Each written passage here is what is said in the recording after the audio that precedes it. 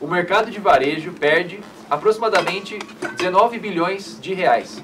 Entenda um pouco mais sobre isso a seguir.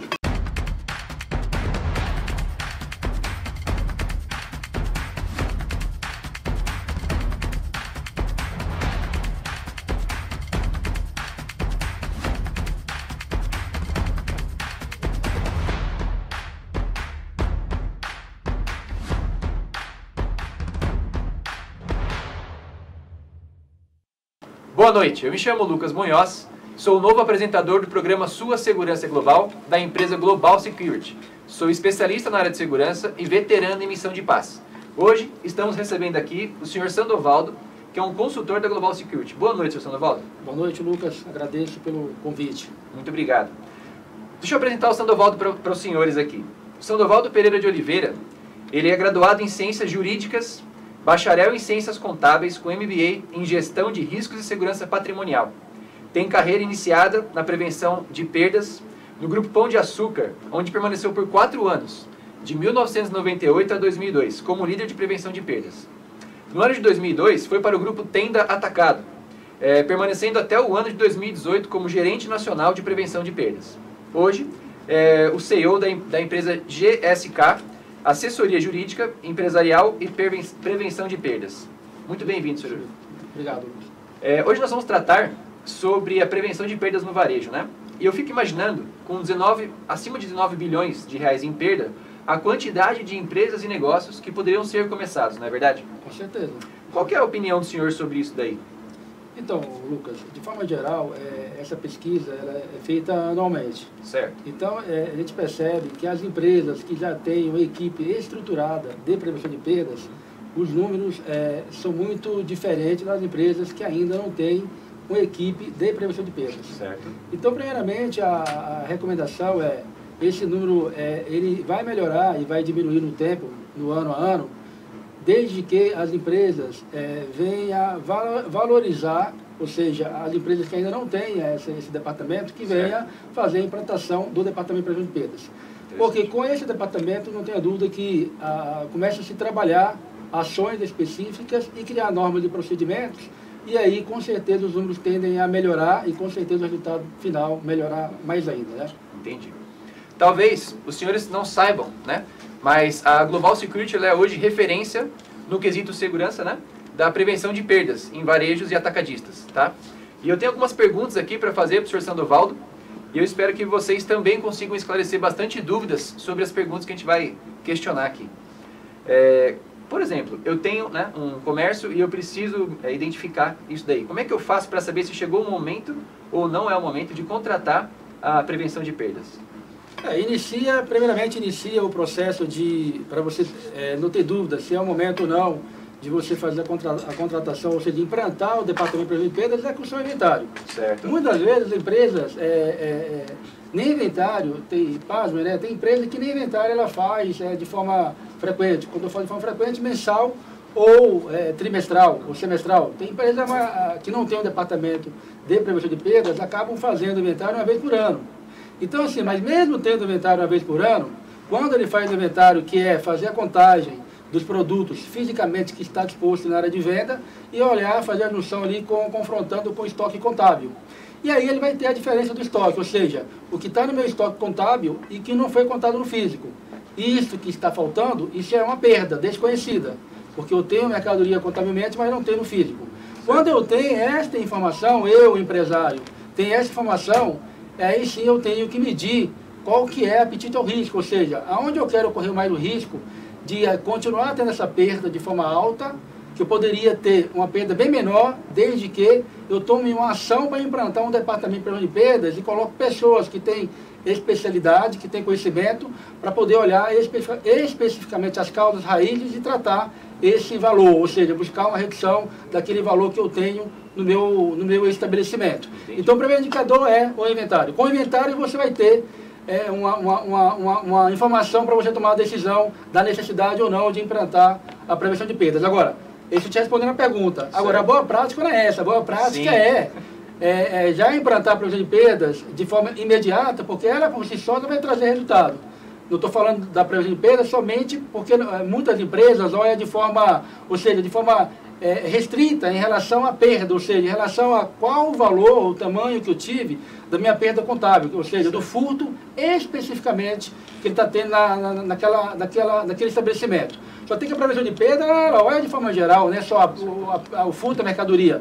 Ela olha todas as normas, procedimento, desde a entrada do funcionário até a saída do funcionário. Também a satisfação do cliente quando entra na loja, quando ele sabe que tem um departamento de prevenção de perdas, tem aquela sensação de segurança. Então tudo isso vai trazer, ou seja, de forma geral, uma rentabilidade maior, porque a probabilidade do cliente continuar visitando a sua empresa é maior, porque quando ela entra já no estacionamento, ela vai ver que tem local para estacionar o veículo, que o local é um local controlado, seguro, porque tem gente ali fazendo uma prevenção, fazendo uma ronda, analisando aquele ambiente, aí eu entro com a segurança patrimonial. Quando ela entra na loja também, ela vai ter um clima, um ambiente seguro. Então, assim, a probabilidade de reter o cliente e manter o cliente é maior em relação às empresas que não têm. Também pode ter uma perda de cliente que não deixa de ser uma perda também. Sim, entendi.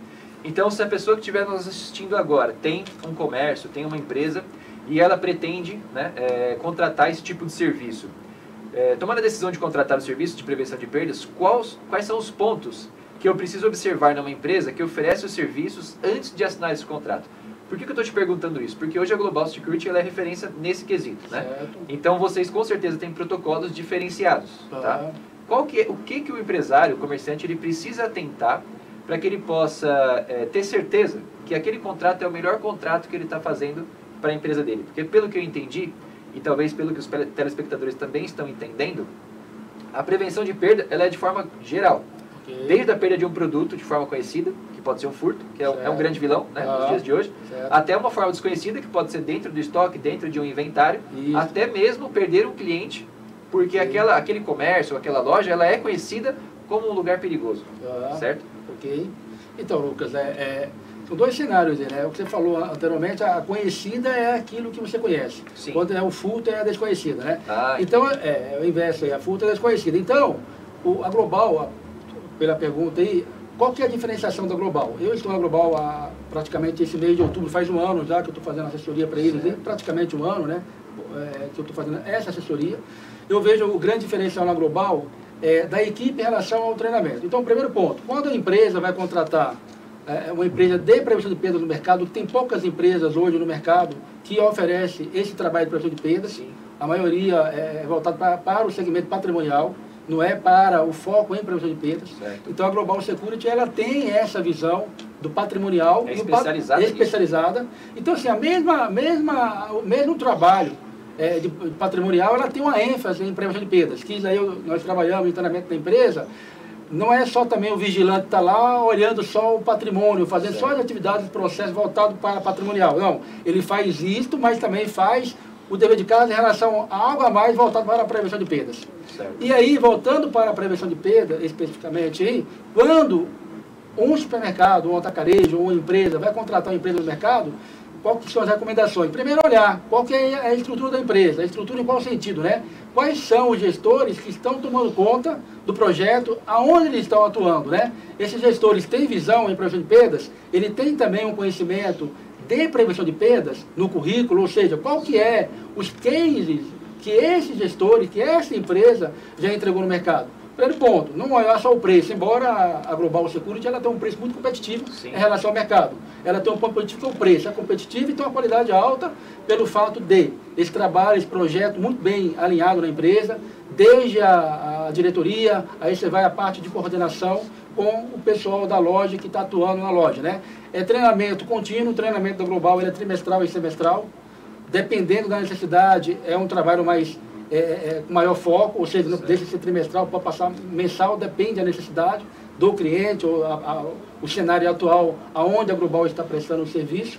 E aí, além do treinamento, tem o monitoramento também, que é feito mensalmente, que geralmente tem clientes que a gente faz semanal, também vai depender da necessidade, dos indicadores em relação também aos processos e normas que a gente mede também com o checklist. Então tem todo o processo, além do contrato, também que é um contrato diferenciado, certo, que a Global também ela fecha o contrato com a pessoa que está contratando, com o contratante, em relação à entrega de resultado, de meta. Ou seja, é uma empresa diferenciada no mercado hoje, que poucas empresas hoje vendem um serviço garantindo a entrega de resultado em contrato. Sim. A Global tem isso, ou seja, ela tem porque ela acredita no escopo que ela tem e no quadro de funcionário que ela tem. Certo. Então, ela tem pela visão que ela tem sobre a prevenção de perda e patrimonial, aí ela faz um cenário, um estudo antes da empresa e apresenta um projeto com a redução de perda, aonde aquele contratante que está fazendo o contrato com a Global, ela tem a garantia que ela vai ter um investimento, mas vai ter um retorno. Ou seja, se ela vai gastar 10, ela vai ter 20 de retorno. Ou seja, ela gastou 10 com a Global, mas ela tem uma redução de perda, isso quantificável, e a Global mostra isso mensalmente, de 20 mil. Então ela tem um retorno de 10 mil. Então, em um período de investimento, a pessoa já tem aquele retorno e ainda tem o que poderíamos chamar assim de um lucro ainda. É isso daí. Geralmente o período que a gente trabalha, que a Global principalmente trabalha no mercado, período trimestral, porque o primeiro mês ali é a implantação e, ou seja, o ambiente do local, adaptação, né? Adaptação do local. A partir do primeiro trimestre a gente já fecha, o primeiro trimestre já entrega um resultado. Rápido, no segundo trimestre, sim, porque o contrato e as metas são feitos por trimestre, ou seja, no primeiro trimestre entrega o resultado, no segundo trimestre o resultado entrega um resultado melhor do que o primeiro trimestre. Certo. E aí, a partir do terceiro semestre é uma meta padrão de retorno em relação ao investimento, que a gente garante esse retorno sobre o investimento, igual eu falei anteriormente. Você vai gastar 10, mas nós garantimos 20 mil de retorno. Ou seja, vai ter um retorno de 10 mil. Então a empresa está gastando. Ela está reduzindo, ou seja, a perda dela, ela está gerando mais lucro, mais rentabilidade, atendendo melhor o cliente, tendo uma sensação maior de segurança, sim, e realmente conhecendo os problemas que antes talvez ela não conhecia. Porque eu não conhecia porque eu não tinha realmente uma estrutura muito bem formada, ou não tinha um recurso para poder olhar de forma global. Quando contratou a Global, com certeza entra toda a expertise da Global com ferramentas e com tecnologia e pessoas treinadas e focadas, e com certeza a empresa passa a ter informação que antes ela não tinha, e com a tomada de decisão, aí sim o resultado, conforme contratualmente, que a Global garantiu, vai ser entregue. Entendi. Então hoje os grandes diferenciais que você acredita, devido à experiência dentro da Global, seria treinamento e o sistema. O treinamento e o sistema é dois tópicos que eu falei de forma básica, sim, né? Sim, mas que é a pessoa que vai contratar precisa se atentar, isso, independente de qualquer coisa. Treinamento, conhecimento, sistema, e sim, o conhecimento é de importância. Qual é o know-how que essa empresa tem e quais são os cases no mercado, quais os clientes que ela atende e quais os cases que ela tem no mercado. Isso é eu não sei se por questão de segurança, né? O senhor poderia estar falando aqui, por exemplo, um case, né, e uma satisfação. Não sei, porque de repente o protocolo de segurança é não falar. Certo. Mas se puder, existe essa possibilidade? Sim, existe, não vamos abrir o cliente, né? Mas quais são os cases de sucesso? Tem uma empresa que a Global presta serviço. Primeiro ponto, teve um trabalho muito bem desenhado em fazer uma análise do local, conhecer qual que é a perda, qual que é a perda daquele estabelecimento, daquela loja. A partir do momento que conhecemos a perda daquela loja, nós mapeamos, foi feito um mapeamento de todos os departamentos críticos. E aí identificamos que o recebimento de mercadoria era o departamento crítico, e que também a loja era crítica porque não tinha ronda. Ou seja, não tinha ninguém da loja própria fazendo a ronda para poder inibir o furto. E no recebimento de mercadoria. Nós apresentamos um projeto, que eu acabei de falar anteriormente, de redução de perda em relação à perda que ele estava, e qual que é o esperado após a Global fazer o trabalho no ambiente. E aí começamos a trabalhar desde o recebimento de mercadoria. Em qual sentido? No recebimento de mercadoria, nós fizemos o quê? Identificamos quais são as perdas e quais os fornecedores de maiores perdas. Ou seja, fez o inventário. Temos inventário, nós temos resultado da perda daquela loja. Daquele resultado do inventário, qual que é o fornecedor de maior perda? Por exemplo, é a Sadia, é o Perdigão, é o Italac. E aí nós tomamos conhecimento qual foi o fornecedor de maior perda. E aí a orientação é o quê? Quando esse fornecedor já chegar no recebimento de mercadoria, a prevenção de perdas vai fazer um acompanhamento 100% para poder abrir todas as caixas. Não tem peso padrão, vai colocar 100% todas as caixas na balança, para conferir se realmente o peso padrão confere com como está sendo pesado na balança. Fez a finalização do inventário não, da conferência, já pega esse produto imediato, se for produto de alta perda, já deixa no local segregado que tem câmera para ser monitorado. Então, assim, foi todo o rastreamento, desde o recebimento da mercadoria, até ir para o estoque, ir para a de venda e passar pelo PDV. Então, essa mercadoria, desde quando entrava no recebimento da mercadoria, até a saída pelo PDV, a gente monitorava. Ou seja, pegamos algumas pessoas furtando, pegamos quadrilhas que ia na loja montar carrinhos de mercadoria também, e saía para o PDV que não tinha operadora e não estava fechado o caixa, passava e levava carrinhos de mercadoria embora sem pagar. Esta ação foi com o envolvimento da do prevenção de perda da loja, porque foram os dois polos, né? Recebimento de mercadoria, eu acabei de falar quais foram as duas práticas, nós fizemos no recebimento de mercadoria. A outra boa prática foi a loja, o ronda loja, e nós colocamos lá o fiscal de prevenção de perda fazer a ronda loja naqueles produtos que a gente já conhecia, o funcionário já conhecia, porque foi treinado, ó, você vai estar na loja, nesses corredores, olhando esses produtos, porque esses produtos são os produtos de maiores perdas. Então ele estava direcionado, ele estava focado. Não é colocar simplesmente um funcionário que estão andando uma loja de 4, 5 mil metros quadrados, certo, com N corredores, que não sabe qual que é o corredor de maior perda, onde está o item de maior perda. Quando você tem esse direcionamento, a pessoa fica de forma estratégica, otimizada, focada naquele local. Sim. Com certeza a probabilidade, se tiver um furto, ele vai ver. Foi o que aconteceu. Entendi. A pessoa lotou o carrinho, foi sair, foi identificado, foi abordado e nós acompanhamos a mercadoria. Isso no dia a dia, no mês a mês, os números foram melhorando e no prazo que eu falei do segundo trimestre, aquele número em relação ao contrato foi menor ainda. Entendi. Então o cliente ficou hiper satisfeito porque a Global entregou um número menor do que o contrato que ele contratou e melhorou de forma geral todo o processo, desde quando entra o produto pelo recebimento de mercadoria até passar pelo PDV.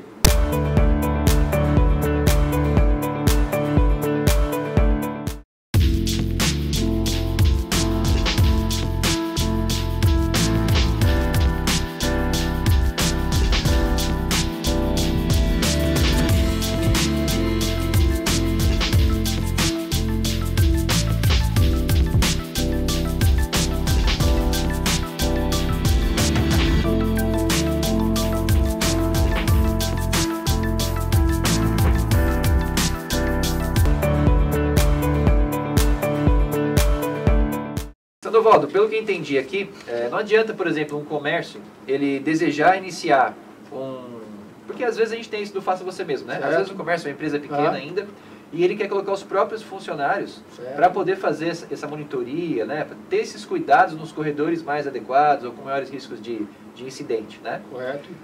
Mesmo assim, a pessoa que ainda não é um grande comerciante, não tem um grande negócio, não tem uma grande empresa, né? Certo.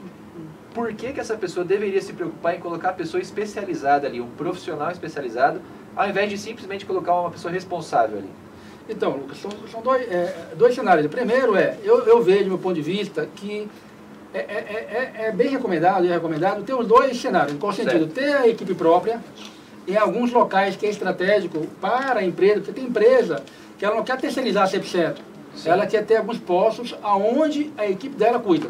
Certo. Isso é estratégico de respeito, eu acho também que é uma boa prática. Agora, tem postos de trabalho que, muitas das vezes, a equipe própria não tem o direcionamento e não vai cuidar diariamente com foco só naquele local, naquele ambiente. De forma geral, como eu falei, quando eu estou falando de recebimento de mercadoria, tem empresa que lá no recebimento de mercadoria ela tem equipe própria, ela não quer terceirizar. Sim. Lá no recebimento de mercadoria, eu vejo estratégica a terceirização, desde que tem uma empresa, como eu falei anteriormente, que tem todo o know-how e a especialidade para poder fazer a gestão ali. Não é o ficar de olho, né? Não é o ficar de olho. De fato, você fazer a monitoria, vistoriar aquilo dali, né? Isso, porque muitas vezes, quando a equipe própria, no recebimento de mercadoria, que é um dos postos que eu vejo muito crítico, onde tudo começa, os grandes elefantes, eu tenho falado bastante aí, estão lá, porque se tiver um conluio ali com o conferente e o fornecedor, pode pallet sair ali sem ser recebido, está na nota fiscal, mas não foi recebido, a empresa tem grandes perdas. E aí, quando você tem equipe própria, nesse ambiente de recebimento de mercadoria, muitas vezes tem ali a amizade, o prevenção de perdas com o conferente, que está todo dia ali, é da empresa, e muitas vezes o prevenção de perdas, que deveria estar fazendo o dever de casa de forma imparcial, não faz.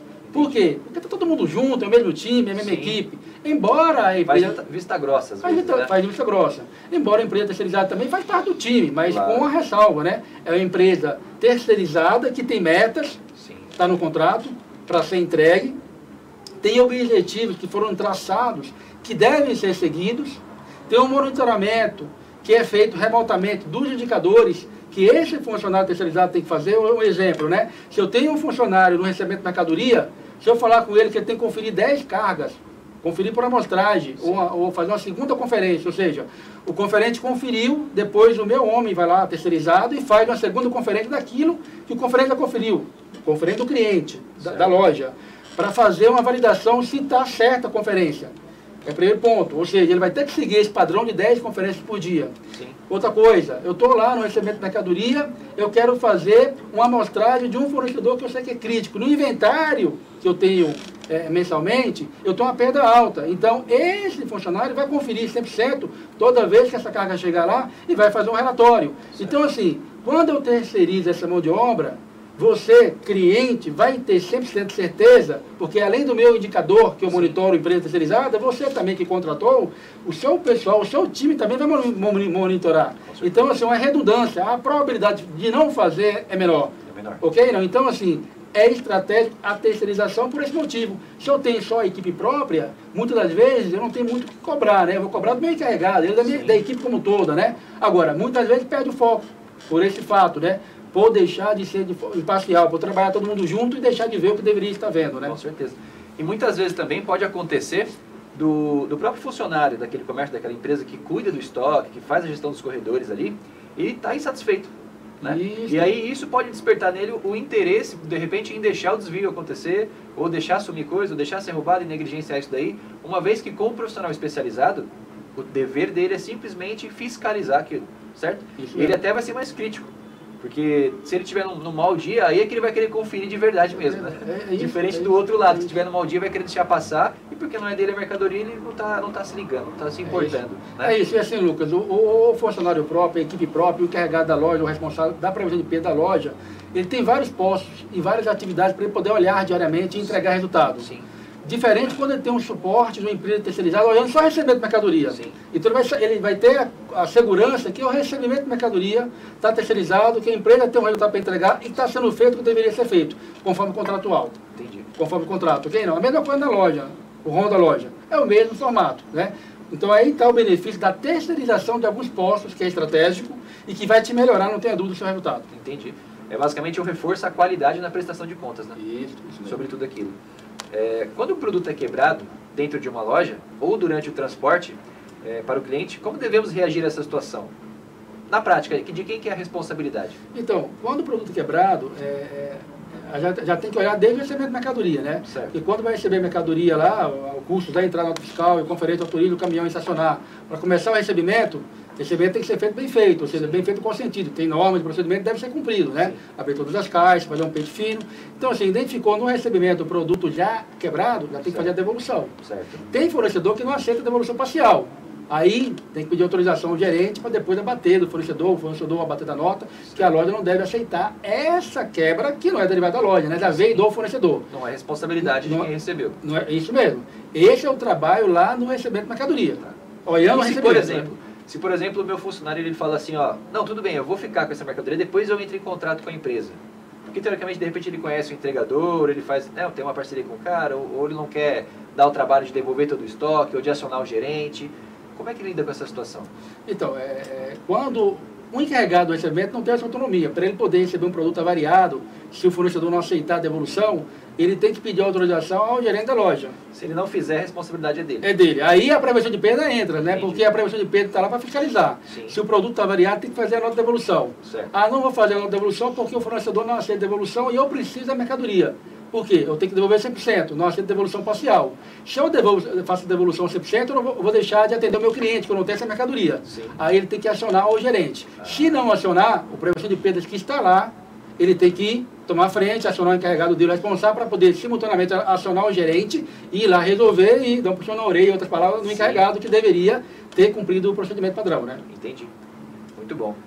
Sabemos que uma forma de perder no varejo também está ligada à forma como cuidamos do estoque, né? A gente estava falando sobre isso até agora há pouco.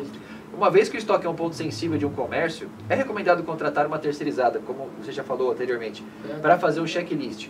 Mas ainda que você pode dividir esse tipo de serviço, você contratar uma terceirizada só para fazer o checklist, ou contratar uma especializada para fazer o checklist e o controle de perdas?